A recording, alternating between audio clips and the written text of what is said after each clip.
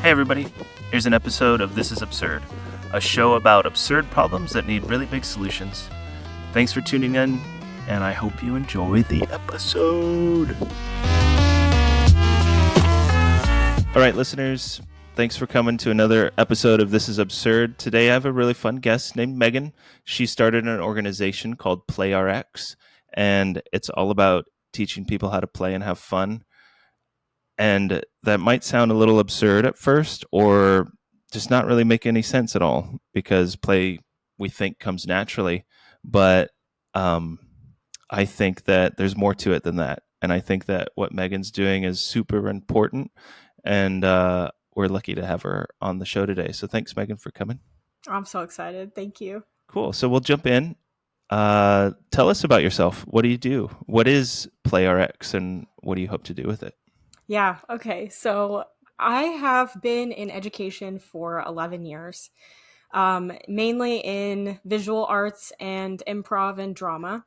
So I've been, I've been a teacher to basically all grades, K through 8, for 11 years the whole time. And I did mostly visual arts and drama for a solid 8, and then switched to just drama for the last 3 years.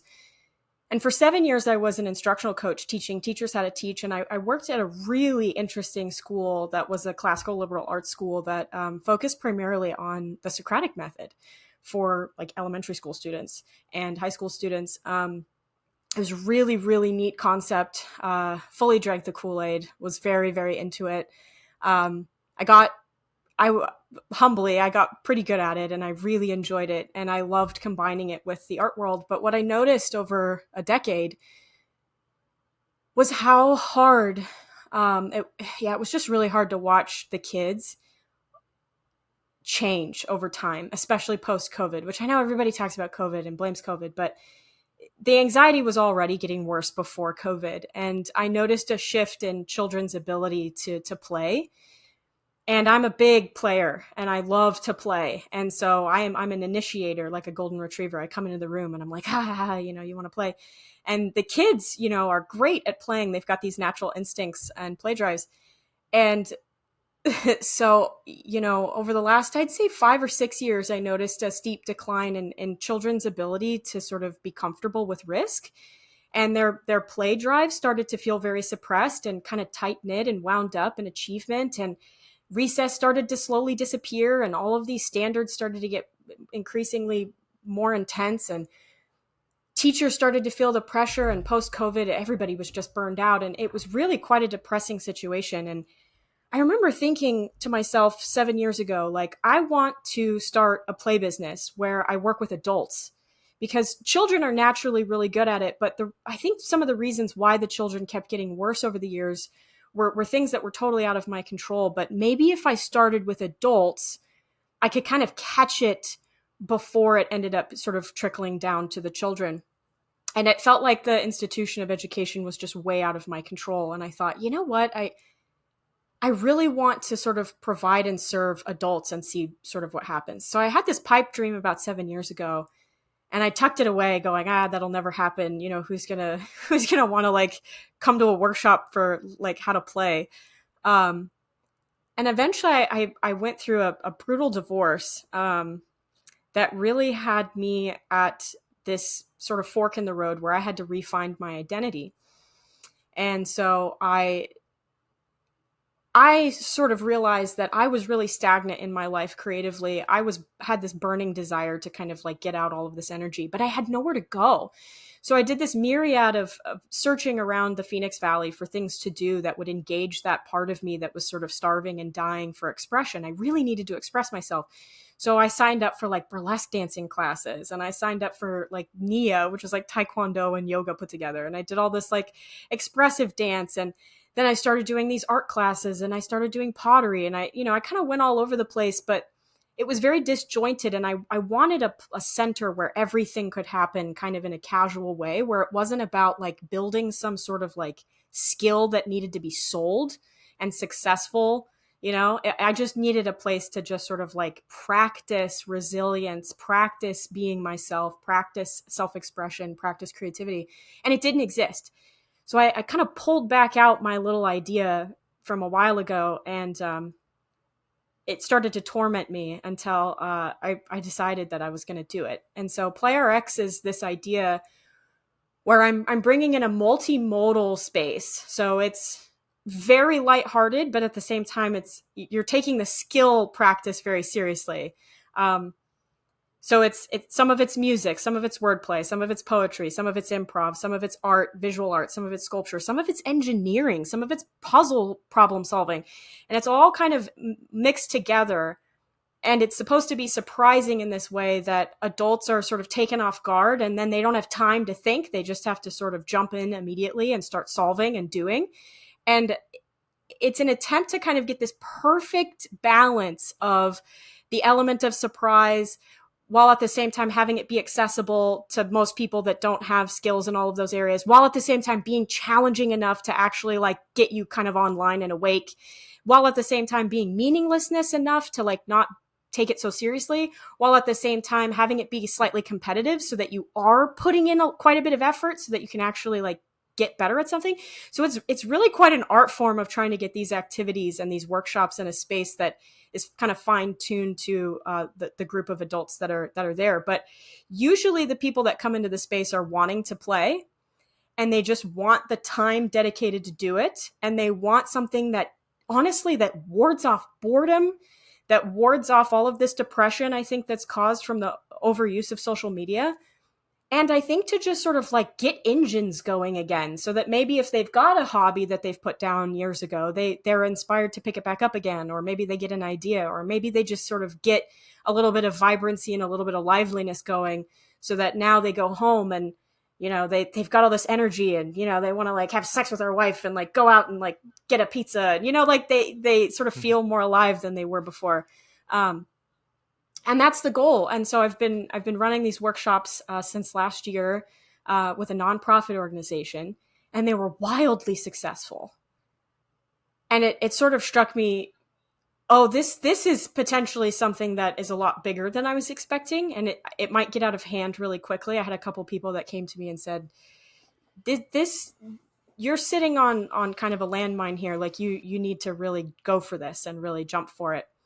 And so I'm now kind of planning and trying to sort of expand what the workshops can do, and trying to reach more people and figuring out how to potentially pull that off. So that's where I'm headed. Wow. That was incredible. What my mind goes to is, yeah, there's going to be a market for this. So I vouch for it and root for it. It's just like a brave new world every day. Like the economy there's like a separate economy of like, it's not self work or self improvement. It's just like, here's the world, let's do new stuff in it. Like that's how I see the economy. So it excites me to hear about this. Let's get a little into the philosophy of play. What absurd power does play hold? Like how important is play? What does it actually do for people? Yeah, it's a big question. Let's start with the absurdity because it's fun.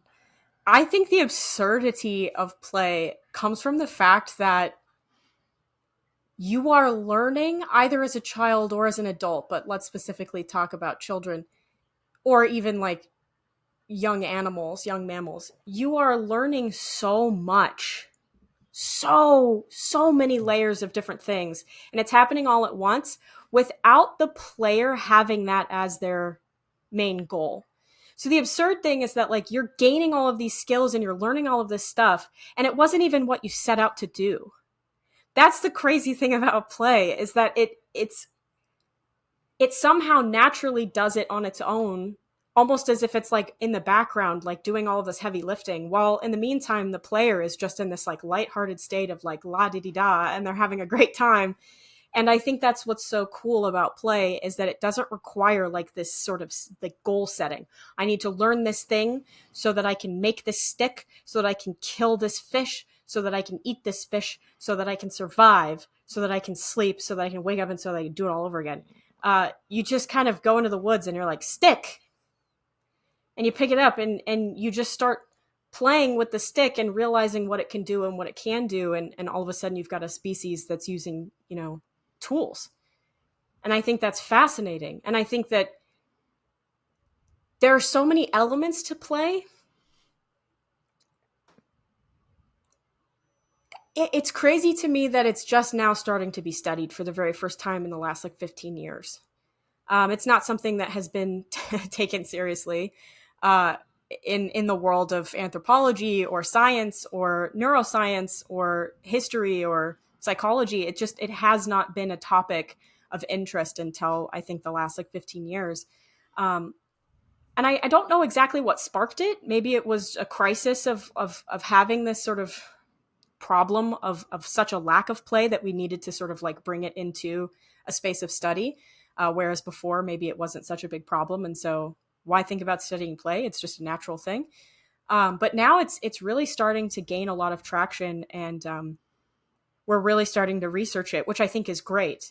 But what play researchers mainly, the kind of central one that everybody talks about is a guy named Dr. Stuart Brown, who founded the Play Institute in New York City, and now his children are starting to take over it. But he's got this National Institute for Play Foundation that's a nonprofit organization that comes out with these great journals with all these studies. And he did a lot of work in the 90s around serial killers and play, which was really, really cool stuff.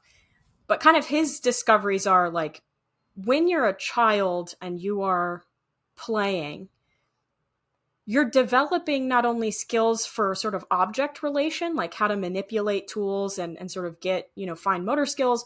You're also doing it with your body. And so kinesthetically, you're like learning how you literally are becoming better balanced, right? And so you've got an ability to now manipulate your entire body. You're learning how to cooperate with others. And so you're learning social skills. So play deprived people really struggle socially because they don't have that background of all of those experiences of like kind of learning in a play safe state of like how to do things socially, what you can get away with, what you can't, what's going to get taken well, what's not. That play is the perfect area for that as children to figure out socially kind of how to interact with others. And then on top of that, like you're also sort of learning what you like and what you don't like what resonates with you and what doesn't resonate with you. It's like when you're in the woods, what you're naturally inclined to play with or how to play in the woods is usually going to tell you a lot about like your natural talents. And so now you're starting to like discover yourself through play. There's just all of these incredible benefits, including like all the chemical stuff, right? You got the oxytocin, you got the dopamine, you got the blah, blah, right? It makes you happy. And now all of a sudden you want to do it again. And your whole sort of overall well-being is sort of in synchronicity with like this sort of feedback loop of, I'm feeling good and now I'm feeling better and I want to do it again. And now I'm feeling even better and now I want to do it again. And you kind of create this sort of snowball effect. So I think to ask like, what does it do for us?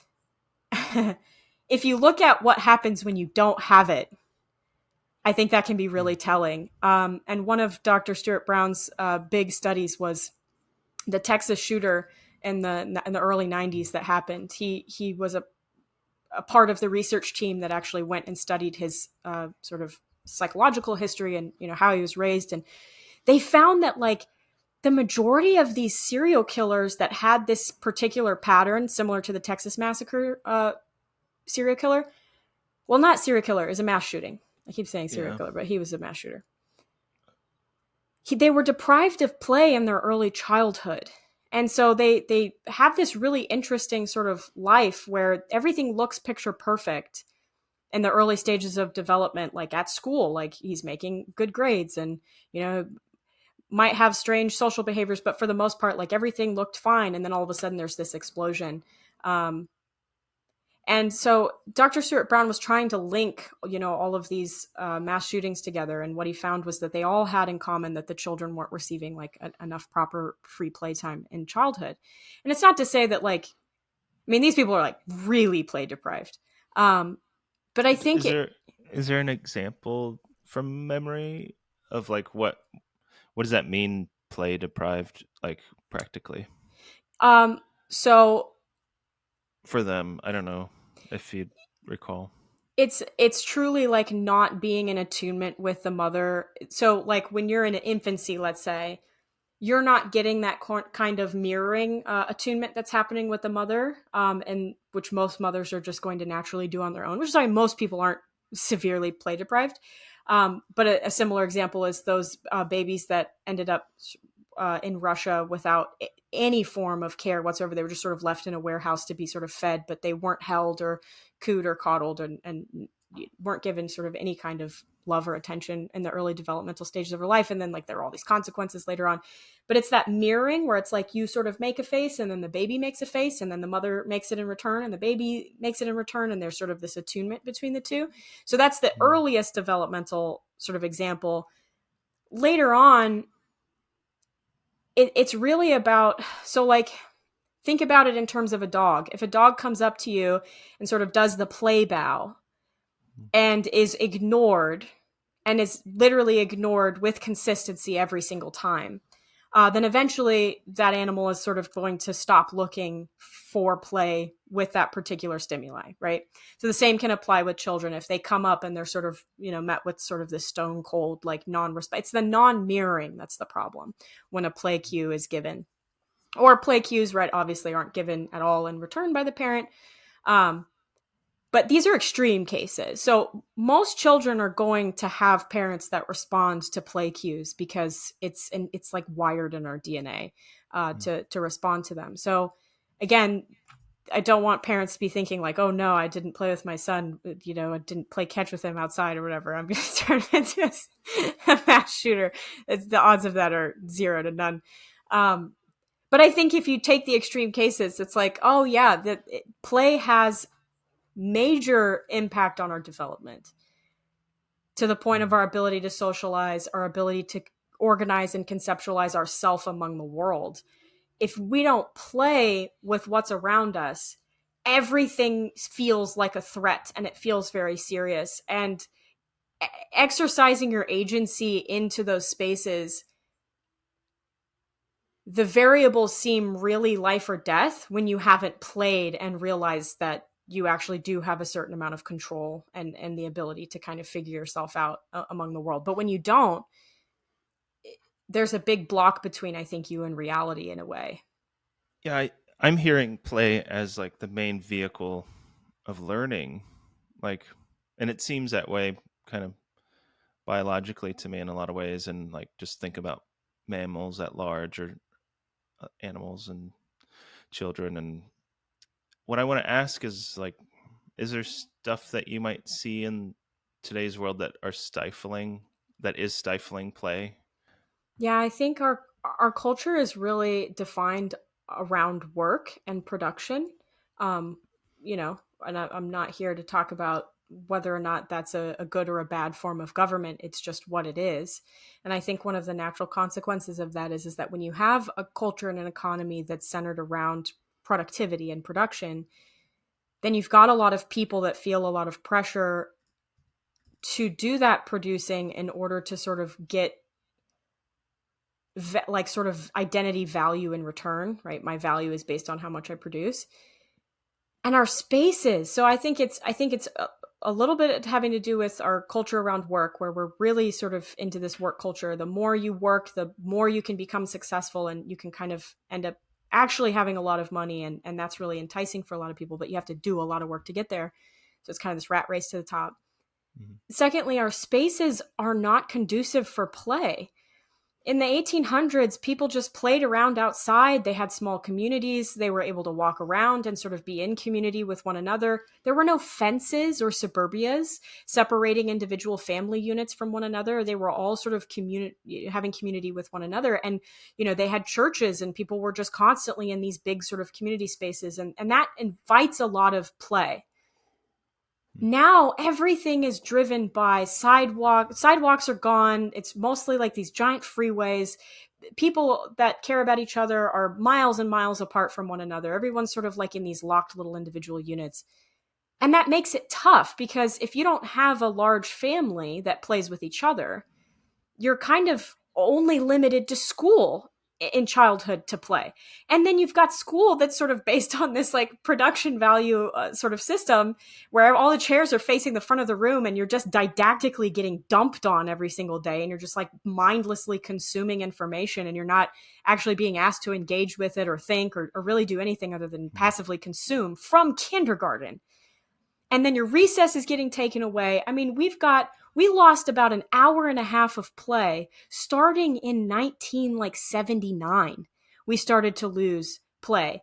And now we really just hardly have any time for recess. And there are institutions and schools that are starting to bring back recess. It's starting to become popular again to put back play. But for a while there, we didn't have enough free play for children during school. And if there was time to play, it was overstructured. And at home, we've got hardly any time to free play because there's nowhere to do it. And now we've got technology, and that locks us inside and kind of locks us again more individualized than before. And kids aren't playing. You know, there was, what was that study where it was like kids these days aren't drinking alcohol, having sex, or smoking anymore?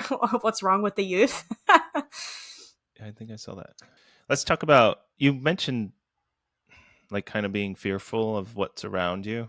Let's talk about fear and how letting go creates fun. What, like, that's a simple idea that I could come up with not working in play, but what's deeper beyond that? Like, what is fear holding us back from, and what is good about letting go? Yeah, this is a tough thing.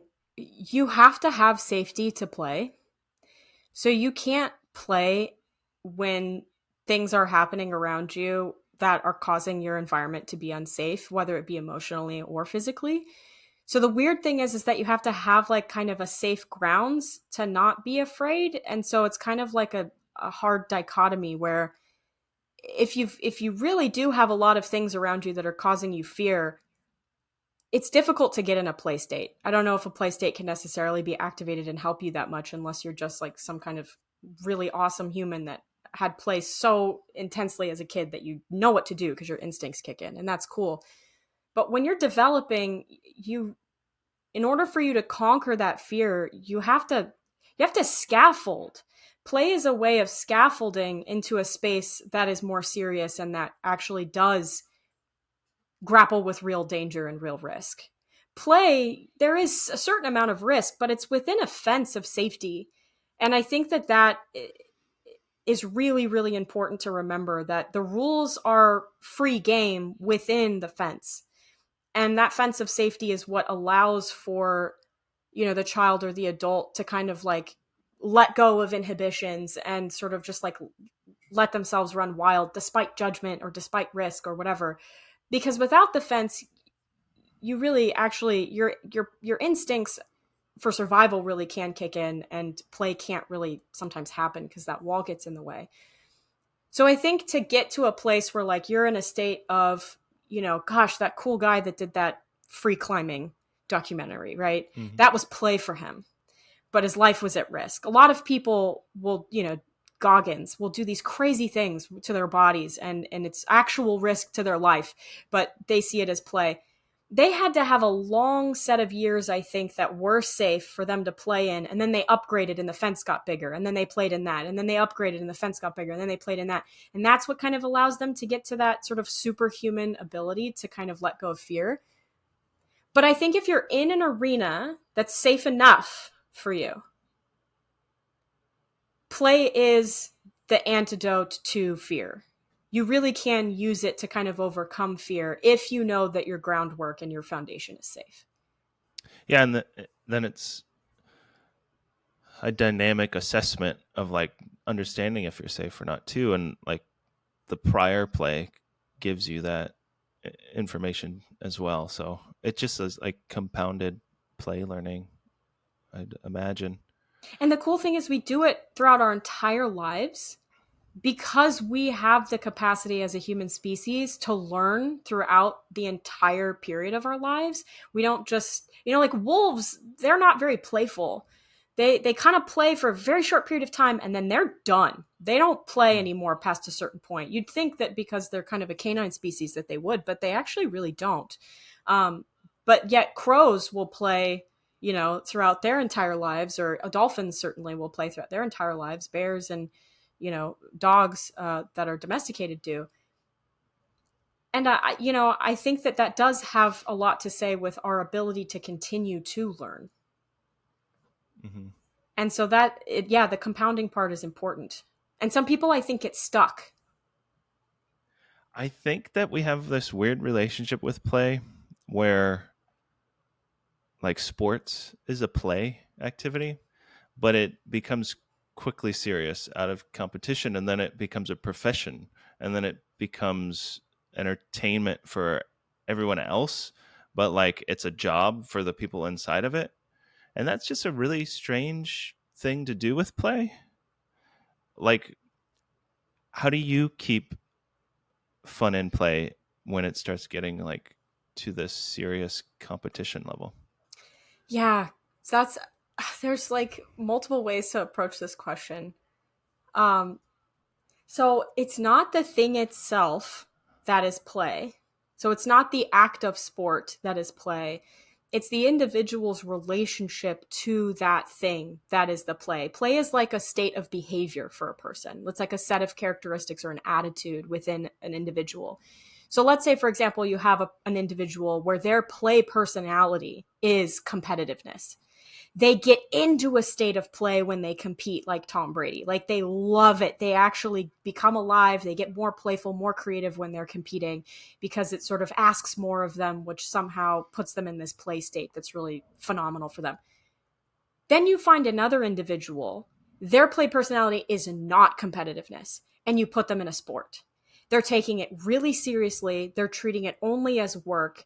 They become really anxious and overwhelmingly stressed out about it. And they do it for like 20 years. Like, it's not like they're like, nah, this is not my thing. They'll like do it and engage with it for a long time. And it becomes kind of a different thing for them. It's not as playful for that individual as it is for, somebody like Tom Brady. And I think that's kind of somewhere along the lines of where the confusion happens. It's like, why is this? But culturally, that's another question. It's like now sports have become this thing, but it is still an American play part of our like play culture as Americans. I think sports are a great example overall of playfulness for both the player and for the spectator. So there's this really cool uh, play style that's called being a spectator. It's called spectator play, where you enjoy watching other people do some kind of play activity or sport or competition. And the play actually comes from the spectating. And again, if that's not your personality, like me, I don't have a spectator like bone in my body. Like I'll sit at a sporting event and I just want to go home. I absolutely hate it. It's just like it's not play for me at all. But my uncle is having a great time, watching baseball or whatever, and I'm like, I don't get it. Like, help me understand. So I think that as a culture, we can accidentally sort of impose our views and beliefs of work and production to creative things like sports and arts, where it becomes another thing we have to produce to make money. And I think that's where we can kind of lose the sense of playfulness across the board. But individually, there are players that absolutely are in a play state when they play sports. And I think sometimes those are the ones that become the best. Because again, play sort of points to our talents. And I think play can keep you in such a state of aliveness, and it can generate so much more learning, in my opinion. I don't know if there's data on that they're the ones that kind of end up becoming some of the greats. But you can still have a fantastic tennis player who doesn't have a playful bone in their body about it, and they're just all technical. But somehow we don't enjoy watching them as much. Exactly. Right? I grew up as a skateboarder, and the the best videos or people were the ones where they had the most fun inside of it, because it can't be faked. Yeah. Like, if you start faking it, then you're making it real, I think. um that's a way into play, maybe. I find myself in this a little bit. Like, what if nothing is fun anymore? What can somebody do? It's like emergency state. Like, all the things it's a dynamic thing, because it's probably has to do with a lot that might be happening in that individual's life beyond just playtime and things. But like, what if all the stuff that used to be fun isn't fun? How do you rejuvenate play or fun? Yeah. So I think you already were kind of meandering in the right direction about like this is a very individual problem, and so therefore it's going to be a pretty individual solution. But Julia Cameron talks a lot about this in her 12-week program called The Artist's Way, where she's attempting to try and like bring out all of these creatives that are sort of closeted and they don't see themselves as creative. They're burnt out. They're struggling. They have imposter syndrome. Like they're just not even seeing themselves as someone who could be a playwright or a painter or whatever. And she's sort of trying to say like, no, you absolutely are. We are all inherently creative, which I don't know if I believe that, but I love the idea.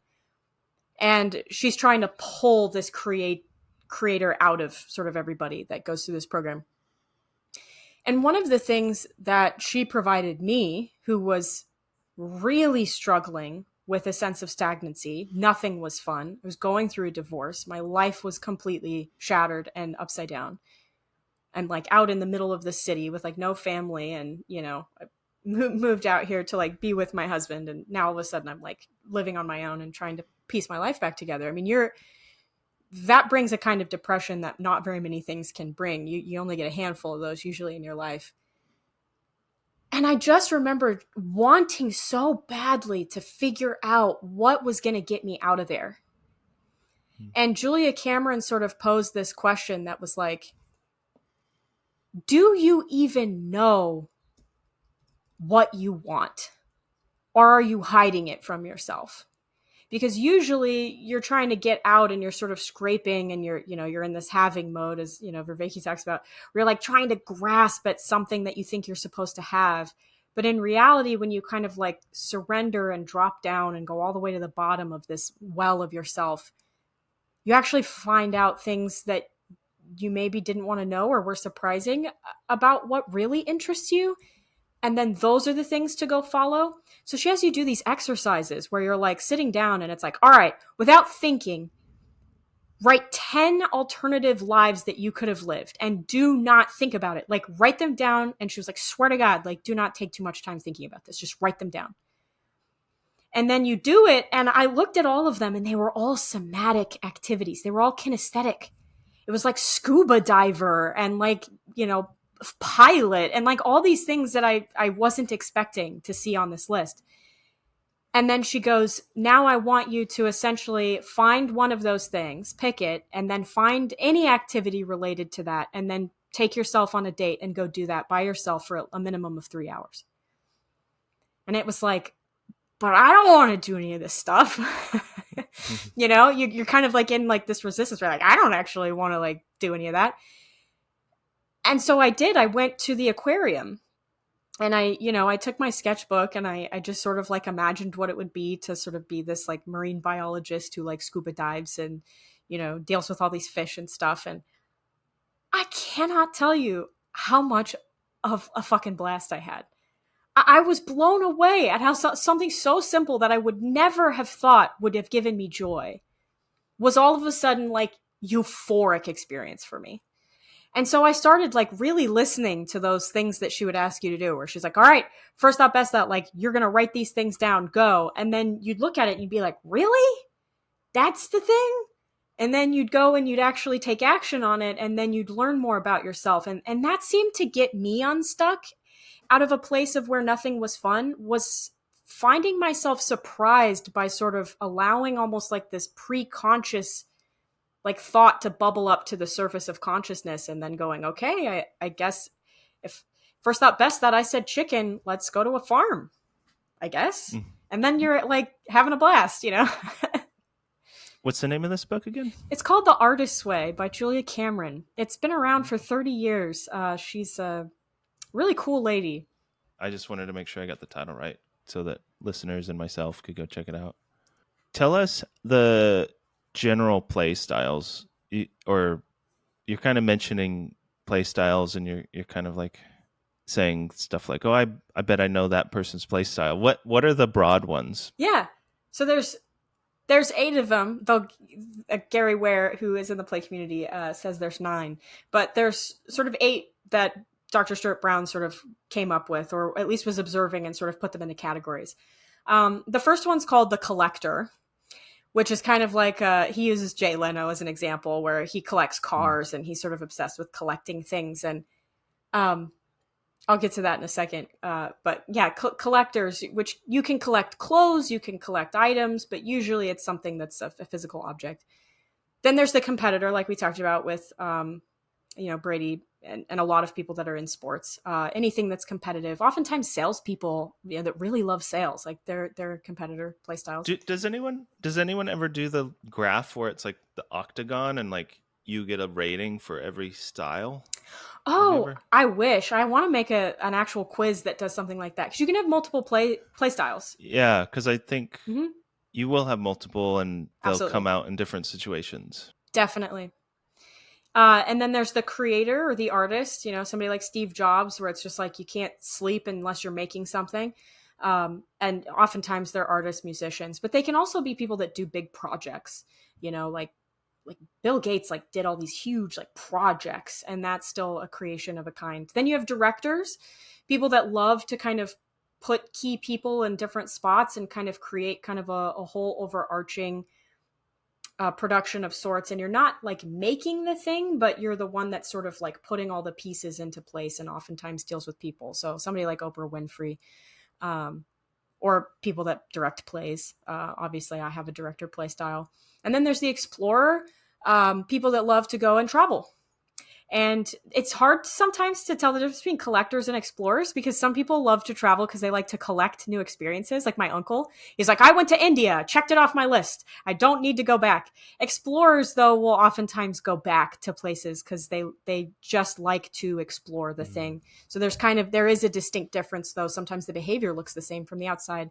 Then there's the joker, people who love to kind of play. They'll put in, those perfectly timed, like, one liners that will kind of get a room to kind of relax or whatever. Joker playstyles are obviously mostly comedians. And then there's the sort of somatic playstyle, or the kinesthetic, that loves to move their bodies. Rafe Kelly, right? Perfect example of his work, and what he does is he's all about like play, moving, evolving with the body, and kind of like primal play with the body itself. And then there's the storyteller.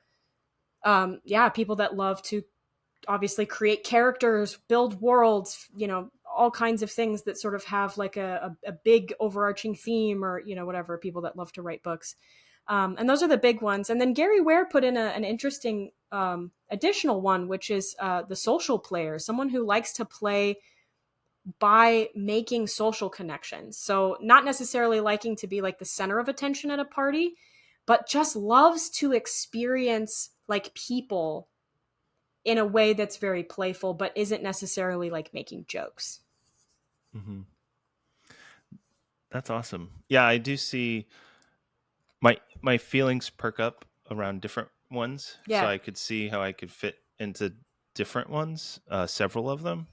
But a lot of that style categories that you mentioned don't like translate one for one on like the playground when you're a little person. They So kind of do. like how do they translate to the playground? Because you're not like flying off to Paris or something when you're 7 Sure. years Well, old. yeah, throw me one that you're wondering about. mm, I don't remember them all. Well, you started with the Explorer. So that's Calvin and Hobbes, right? Like Yeah. you like, or even as simple as like when you're a toddler, like opening up the behind a door and then going into that little dark space behind the door and like setting up a fort, and kind of like exploring just even the inside of a closet, or all of the parts of your backyard, or obviously kids in the woods. If I could go on a little bit more from my perspective, I wanted earlier when you were talking about the artist's way, you weren't sure about if you believe everyone is creative. And I do believe everyone's creative, and I wanted to express that. I wanted to say that because even if if someone's not creative, they're like creatively fighting creativity, or Yeah. they're creatively like being negative, or like all we do is put stuff together in our heads and make stuff up all the time. So I like, even if it's not the traditional sense of I'm creative and I make paintings, which I did a painting yesterday for the first time in like 12, 20 years or whatever. That's awesome. Yeah, but I believe everyone is creative, and it's just like, where are they spending their creativity on, or where is it going towards? Does that resonate with you? Or Oh, 100%. I think what I really mean was this is almost in like the most like binary way possible, where I was like, I don't know. There might be an argument out there that's good that could convince me otherwise. So it's like there's like unknown out there, because I've been so in the world of like believing that everyone is creative for so long, that I suppose I'm just expressing that I'm open to a different argument. Um, if it even exists. But Julia Cameron, and I mean, I certainly feel this way right now. Like my current belief is that everybody's creative, and it's a matter of unsticking yourself or finding some kind of, I don't know, trigger that sort of opens up this well and allows you to be expressive and creative. But Julia Cameron says that if you're not being creative, you're what does she say? It's almost identical to what you were saying. It's like you're being stubborn and you're going against your own nature. Like Yeah, and you're I think it takes creativity to do that. Like it takes energy and thinking, and like you're putting an anti-puzzle on the puzzle of life, kind of is how I see it. Yeah, though I don't know if it's conscious. It's almost like a mechanism in Mm. place to kind of protect you or keep you from something. Yeah, but I mean, we get into the question of what you identify with and what makes you up, and your subconscious makes you up Too. too. Yep. I think so. Yeah, absolutely. And I think it's like the place where you are finding a lot of that abstraction, where it's like I don't know what to make. You kind of do this, you do methods like first thought best thought, and you kind of like dive down into the place that you didn't know how to voice, and you ask it to speak, and then it speaks to you, and then you're like, oh, I guess that's what I'm gonna do, or I guess that's what I'm gonna Mhm. paint or what I'm gonna draw. It's like a Rorschach card. It's like, what do you see? Or one word at a time stories. It's like, well, I don't know why we started talking about a man on a hill, but what is a man on a hill for me, and I think that that can kind of come from a preconscious or subconscious place, and that's a world of creative symbolic source. I Mhm. think that's like the main well, and getting that, all of that like layer of like that block that's in the way of all of that stuff underneath there.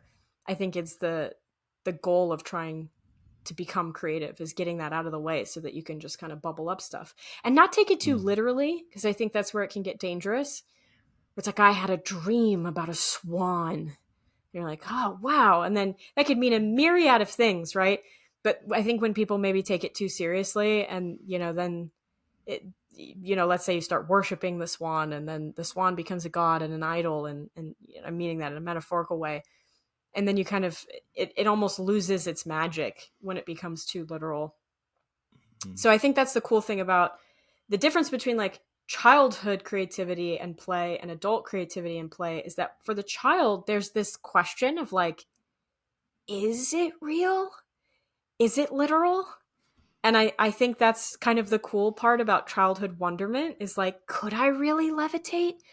If I mix these things together from my mom's cupboard, could I make a potion that does something Mhm. magical, right? And as an adult, you like sort of know better, which is kind of a bummer.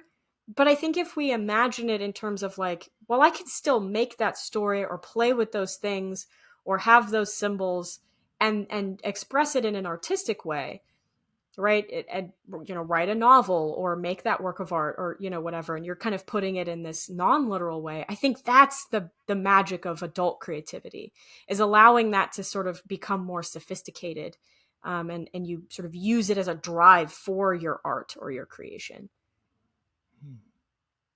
Like if you're on the like if you're doing basketball and you're thinking about your movement, and there's some sort of like spontaneous sense of like, I am a swan, in the way in which you move. And that unlocks something for you in terms of like the way your muscles are listening to one another. Like that stuff can be really powerful and cool if you don't worship it and turn it into an idol on accident. Yeah, the less religious way of saying what you're saying is like over indexing on something for me. Yeah. Don't over like you could over index on anything and then it will like grind stuff to a halt. I want to ask about spontaneity. You mentioned spontaneity a little bit in the last go around, and I am pretty aware of like putting too much structure into something kills the fun in it.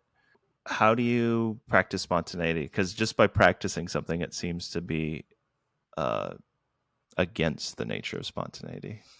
Yeah. So this is, again, like, it could go multiple directions here. I think not all play is spontaneous. They're meaning fully spontaneous. So again, kind of a back to the fence analogy. It's like the spontaneity can happen within the confinements of the rules.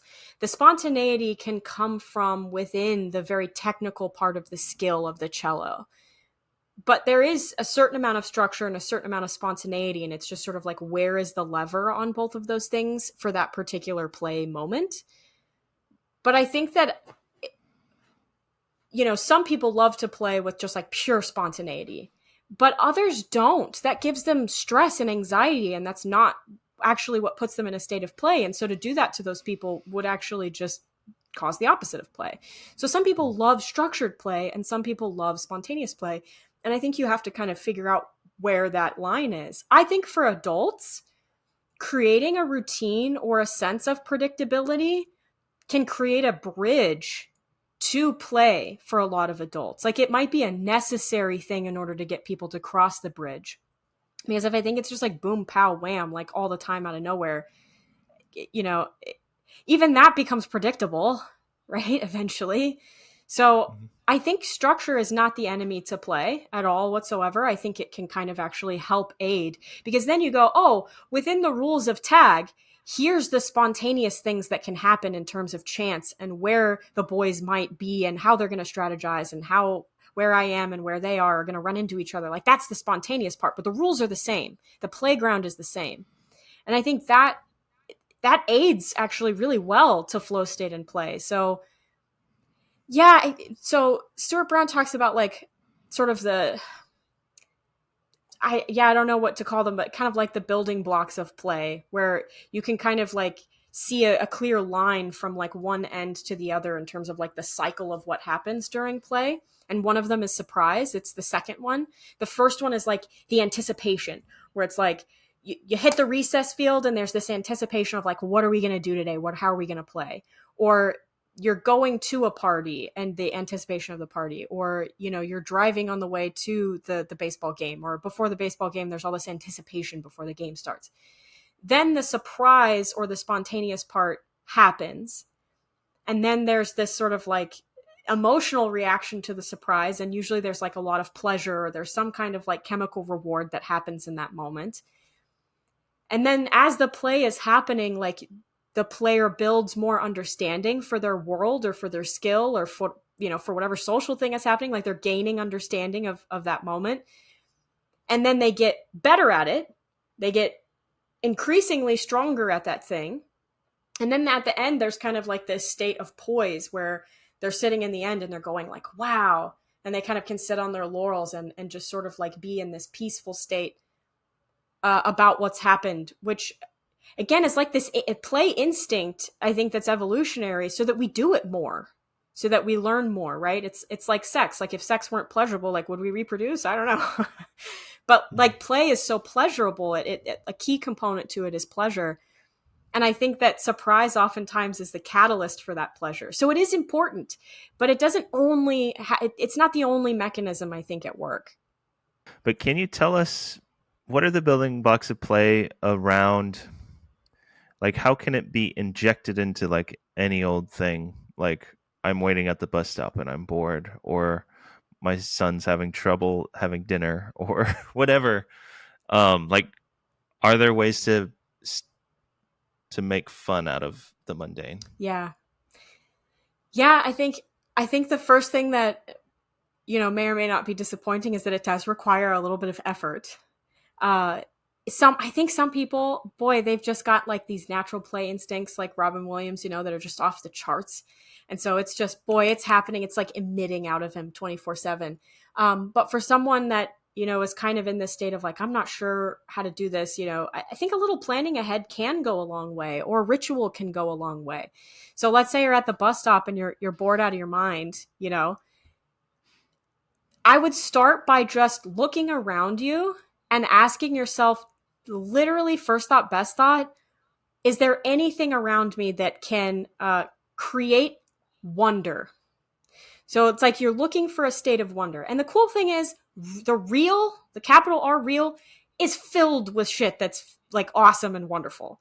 So it could be, something as simple as like, I don't know, the sidewalk crack that you're standing next to at the bus stop. And you're with your son or whatever, and you're looking at the sidewalk crack, and you build this anticipation around wonder. And you might lean down and model and look at the sidewalk crack and maybe take a stick and start like digging to see what you'll find. You don't know what you're going to find, but there's this sense of wonder. Like, what will I find? I don't know. You're building anticipation.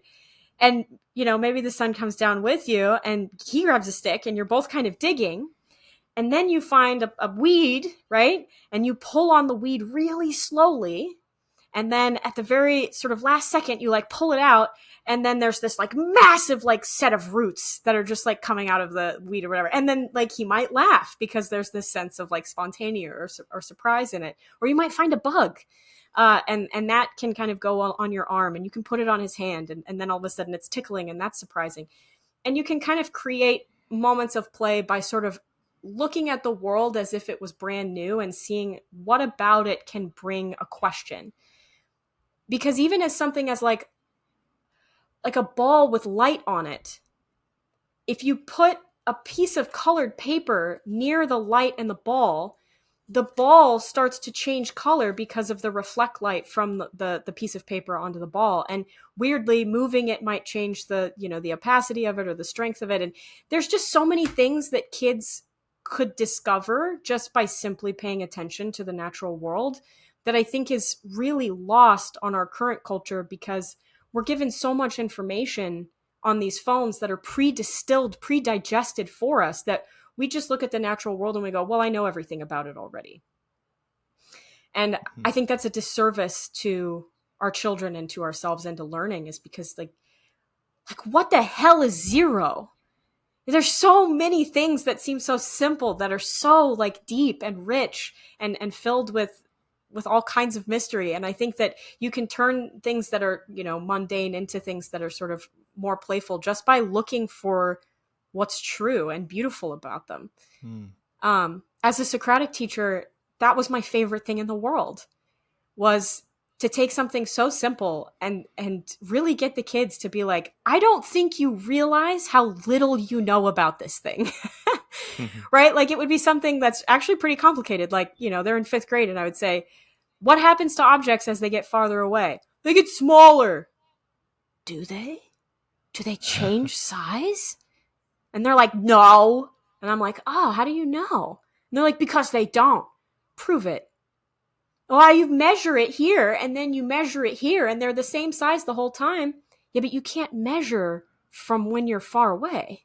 Well, yeah, you can. You can have somebody else measure. Yeah, but they're close up. What about you? And then it's like this question of like, how does that optical illusion even happen? What's happening? Like they are mind blown with how complicated it is. And why does it all converge to a point on the horizon line? Like there's a billion questions just about the observable world. And I think if we instill that sense of wonder about literally all observable things, then all of a sudden, like you're sitting at the bus stop and there's a billion things to do. Or, your kid is at the dinner table, you could take it a totally different direction. And you don't have to make it about the real. And you could just spontaneously engage with him in a thumb war. And it's not like, all right, it's time to play. We are going to play our thumb war, and you're going to do this because it's good for you. Right? It's like he's just at the table and he's looking bored, and it's like this moment, just like you would with a dog. Like it's intuitive. Like we know the language, we have it, it's in our DNA. And you just kind of get up right into him, and you put up your thumb to his thumb, and then you just put it down, and then you look at him and you're like, I got you. And you don't even say anything. And then he's going to be like, what? And then you're going to like, sort of like, okay, how do I get this play initiation to like get him to come back to me? And then you might put his thumb down again and then be like, I got you again. And then now the kid wants revenge, right? And now all of a sudden we're in this state of thumb war, and there's giggling happening and there's laughter, and that's it. And it doesn't need to be any more complicated than that. Yeah, I love that. And when you mentioned the bus stop scenario, It was like the fact you had to wait for the bus made the guardrails for the place in which play can unfold, which I think speaks to like maybe whatever you're having trouble with, like that's the playground. Like like there are the guardrails you see as negative, like could actually be helpful. I don't know That's the if anyone fence. needs to hear. Yeah, yeah. If anyone needs to hear that, it might help me when my son has trouble tonight trying to eat dinner because it's always hard, like 8 out of 10 times. It's like take a pea and like try and throw it in his mouth, you know? Well, Or like do it in yours first. yeah, it's an interesting balance being a parent because you do want to instill like play and silliness, Right. but you don't want to make a habit out of something. He actually has a habit, which isn't terrible, but it's not always appropriate, of like roaring. He'll go roar. I think it's because he has nowhere to go. Like he has no processing, he has no choice, he has no option. So I'll roar. I'll like assert myself with this. Yep. And that's not terrible, but like a child can do it too much. Yep. So that's the thing, is like, let's not learn how to throw food. It's like this balance of like, Yeah. are you old enough to play that way is the question I think that a parent has to ask like all the time. And I think that's where ritual can really be helpful, where it's like I'm taking out the mat for the Legos and it's, you Mm-hmm. know, it's every Saturday at 6 p.m. the mat comes out or the blanket comes out for wrestling time and the winner gets to pick this week's ice cream, you know, from the grocery store or whatever. And if it's a ritual, it's like this is a separate space that happens, you know, every day or Mm. every week in this space in this time. And then when the child is initiating play in a moment that's not socially appropriate, then you can kind of be like, hey, like play, I got you, but not here in a second or during that ritual or during that appropriate time. Because as a teacher, right, I think it's so easy to assume that like, well, if you've got like this big like play personality as a teacher and you're coming in, it's like, you know, my class was chaotic. I was insane in the beginning, especially about order. It was like, I can't play with you if there's no order because it's not play if it's chaos. It's just chaos, and chaos is destructive, and chaos hurts feelings, and chaos causes all kinds of problems socially and hierarchically, like with my role and your role. And it can get really confusing to children, and it's unfair to them as the person that is technically in charge of their care and their well-being to give them confusing signals that are putting them in socially inappropriate situations. And then they're learning. It's like you got like broccoli in your teeth and no one's telling you. Like you do have to help them to become socially successful in the world. So yeah, it's again, it's like that fence. Like you have to have a decent amount of rules and order in order for that play to happen. And so I think cueing with ritual can be a really great way, especially for young children, you know, that are, you know, younger than 7.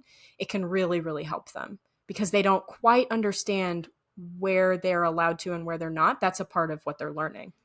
Let us try and play an activity if you're up for it. If I'm up for it. I don't know what the heck we're going to do, but let's try and play an activity that of something that might be at your workshop, but Cool. the remote version. Perfect. You will need just a piece of paper and a pencil, and it doesn't need to be big. Okay. But Does a pen work? yep, pen. Honestly, it's even better. So then you can't erase. And I'll do it with you, so you're not alone. Okay. So I think the thing that I have to start with is as sort of giving a concept called first thought, best thought, which is the number one rule in improv besides the famous yes and. So first thought, best thought is this idea where I've sort of mentioned it earlier, but it comes from this idea where like you are not inhibiting your very first thought that comes to your head. And there are issues with this that a lot of people have because, you know, in improv, the classic problem is that when you ask a bunch of college kids, especially to first thought, best thought, they're nervous and they're scared. And so oftentimes what's the first thought is often like, just like, fuck, shit, piss, like dick. Like they just immediately start cussing or they have like violent thoughts or they have really like hypersexual thoughts and they're kind of embarrassed and they don't really know what to do about it. But it's a very like normal response to fear. And so after like practicing improv over and over again, they eventually get to a point where those dissolve and then you can really start getting to the juicy stuff that is sort of, you know, more symbolic and really interesting. But first thought, best thought is this idea where like you're asked to associate or free associate. The first thing that comes into your head without inhibiting it, you allow it space to come out without judgment, which is a very difficult skill to practice. So this is where like serious play comes in. It's like you really have to practice this thing to get to a point where you're not inhibiting it. Oftentimes, for some people, what happens is their mind just goes blank, where it's like blink and don't blink and you start blinking. Think of a thought and all your thoughts go away. And it's kind of like TV static. And there's this panic of like, what do I do? A great improv trick to deal with that is to just use your sensories around the room. Like you just look at the lamp and brown lamp and, white tape dispenser, wooden shelf, Spain, whatever. If you get stuck, you kind of use your surroundings around you to kind of think about it. And whatever is like the most obvious to you, like if I were to ask you like, what did you have for breakfast? You can tell me, right? That was obvious. And it's not very interesting. It doesn't seem clever enough, which is why a lot of people are nervous to say the first thought. The important thing is to actually name the obvious boring thing, which actually ends up usually being more interesting to the audience because it was authentic. It was real. That's actually what you had for breakfast this morning. So we believe you, because there was no desire to be like, oh, I had a French croissant with, and you're really struggling or trying to come up with something that is interesting or clever, when in reality, what was real is actually much more valuable.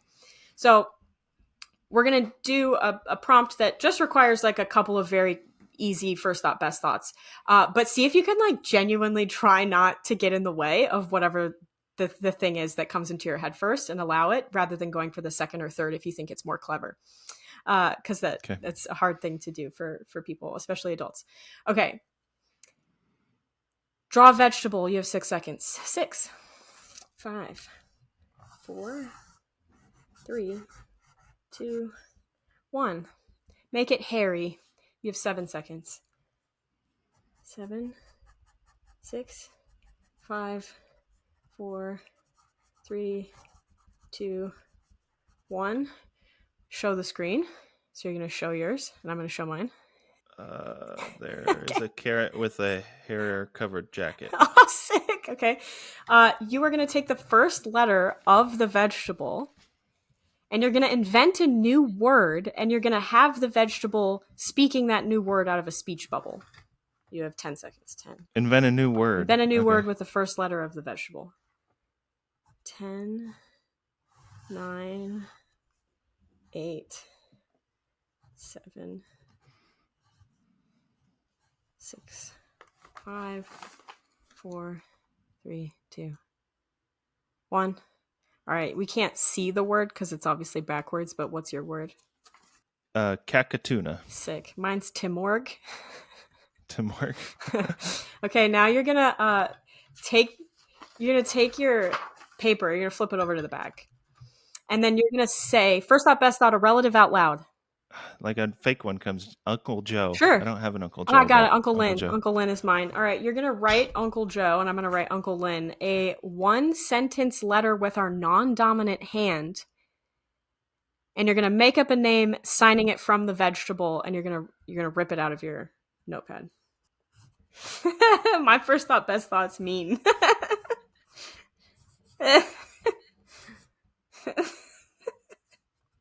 And simple.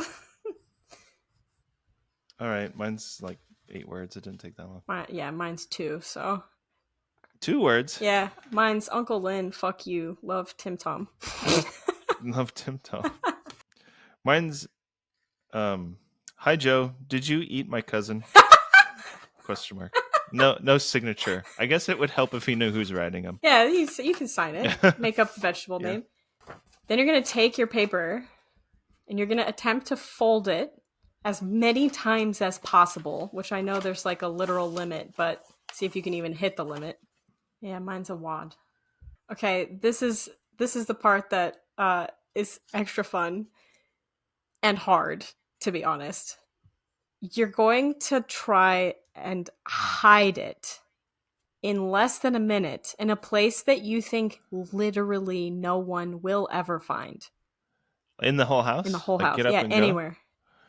Yeah, honestly, I'm gonna do less than 30 seconds. So your 30 seconds starts now. Okay. All right. Okay. That's it. Back. Yeah, usually the activities might last a little bit longer, or they're going to be a lot more like complex that require like some more intense materials or whatever.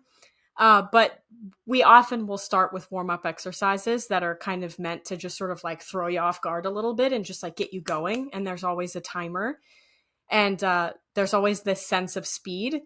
And then in the end, there's a show and tell sort of portion of it. And sometimes I require people to like improv during that part where they have to like, it's like, all right, you have 2 minutes with this plate and you have to go get only nature objects and create the most convincing gourmet meal out of those nature objects. And then during the share part, you might have to improv and tell me what you've created, like as if you were a chef, using chef words. And if they don't know, like we had one guy that just improved fake French the whole time and just did a lot of ho ho ho's. And, there's this sense of you're really trying to be the best in a way with your creation, knowing that it's sometimes the best is the worst, and there's an irony to it, which I think is important for adults. There needs to be a sense of irony. It can't be like, wow, good job, that was really good. They'll never come back because adults hate to be pandered like that. Yeah. So where did you hide your note? I'd have to kill you. No, I hit I put it in a dead plant, or not a dead plant, a fake plant. And I know that I will Ah. literally never find it until I move. I will forget that it's there and then find it when I move. Did you put it in the trash? Where'd you put it? No, I put it. Well, I guess it's a form of trash. You're right, but specifically, I put it in the dead battery bucket Oh, because if it's under the batteries, then no one I know will find it because we're not going to go looking for dead batteries. But I guess a battery recycle person would find it. So that's true. No one would ever find yeah, it. Yeah, somebody's going to find it. Yeah, I think what's important about those sort of activities is just like trying out for you, like which one felt the most pleasurable or the one where you were kind of excited. I could see how I'd like to explore each style like more long term. Like that would be really cool because they were too fast. It Yeah. was too for me to tell like how do I feel about this? I'm just trying to understand what I'm doing. Oh, it's over. Yeah. But I think that getting up out of a seat is good. The idea of like running back to the computer made me happier to like be talking Yeah. essentially. Yeah. Yeah. Yeah. Like the act of like moving. There's a post that you had on your awesome Instagram account that was about exploring yourself and the world around you and how play lets you do that deeper, wider, broader. And I really love this concept. What would you recommend to adults to get to a place where they could like explore themselves in the world? Like, I guess Yeah. any form of play does it, but what comes to mind to you? Like, what might be effective to someone? I think it's really important to figure out what you like to do and how you like to play. And a lot of people might end up blank around it, or like you, they might be like, oh, some of these play personalities are really starting to stand out to me. My personal experience with it was I thought I knew what play personality I was just by reading about them like 6 or 7 years ago. And I was wrong. And the only way I found out was by actually asking myself what I did as a child and looking at my behavior like a detective. And I was weirdly disappointed to find out that I was a collector. And then all of a sudden it was like it popped up everywhere. I was like, oh my God, I do. I collect everything. And I was kind of like, that one's boring. And it was funny because I had to go through kind of like an identity crisis in a way to be like, no, actually, like I enjoyed and it's not a problem. I thought I was supposed to be a creator artist type because that's who I was told I was. And to kind of discover that I wasn't that and that I'm actually secretly a collector, it allowed me to go do more activities in my adult life with permission that allowed me to collect and actually have fun. So it's really about like looking back into your childhood and going, what did I actually spend my time doing as a kid? What gave me that sense of pleasure and joy? And then translating that into adult spaces that are more sophisticated. So I collected rocks and beads off the floor of JCPenney's in this tiny wooden box when I was 5, 6 years old, and my mother would take me to the department store. And now I collect clothing and objects for my house, right? As a more sophisticated version. For adults, you really do have to listen intuitively to what makes you feel more alive. And that requires kind of a little bit of digging, I think, especially for people that are feeling blocked or stagnant. They don't maybe want to discover what really makes them happy, because that means they might have to be happy. They might have to go do that thing. And there's a sense of loss there in the old identity that's stuck with the new identity that kind of has more freedom and agency. There's responsibility with agency. So I think taking the time to really ask yourself like what you're drawn to is so important to figuring out how to find yourself as an adult. It's going, how did that feel in my body? Because you might be forcing yourself, like the sports analogy from earlier, to do something that doesn't actually engage you in a state of play, but you think you're supposed to be doing it, so you go do it, and you're just sort of anxious and miserable about it the whole time, and you're going, yeah, but I'm playing. It's like, the activity doesn't make it play. You are the one that makes it play. And listening somatically to your body and going, oh, you know what? I just love thrifting. Thrifting makes me feel playful. And that's boring to most people. But for whatever reason, it makes me just happier than a pig in mud, right? Like, and I think being open to being surprised about yourself is important to figuring out how to find what those play moments are going to be for you. Like that activity where I found out that I wanted to go to an aquarium. I had no idea. I would have never been like, that sounds fun. If you would have forced me to go to an aquarium, I would have been like, I don't really, that's not my thing. And then all of a sudden I'm there and I'm having an amazing time within the context of sort of listening to this deeper part of myself. So you're discovering who you are by kind of trying out different things and then listening to your body for the response and seeing like what works for you. And I think that's kind of the part of the self-discovery where we might have to relearn as an adult, what we forgot that we actually love to do. And if it sounds like it's boring in our heads or there's resistance to it, know that that potentially is a mechanism that's keeping you from the enjoyable thing, and try it out anyway, and be willing to experiment outside the box or outside of things that you think are going to go poorly, and just give them a try. And then take the data like a scientist and go, okay, that one didn't work, that one did work. And then all of a sudden you're discovering yourself. Absolutely. I love that answer. And it's not going to be easy, and it won't go fast. Like, it'll take everyone a different scale of time, I'd imagine. And you need to set up spaces for those opportunities. I think I invite everyone listening to try that. I think we have to call it just for the sake of time. There's so much we could keep talking about. I invite all of my listeners to check out Megan's Instagram. The handle is PlayRX Official. Yeah, that's right. So check it out on Instagram. It's great content. I hope everyone has fun after they listen to this episode. Thanks, Megan. Thanks, Chris. This is super fun.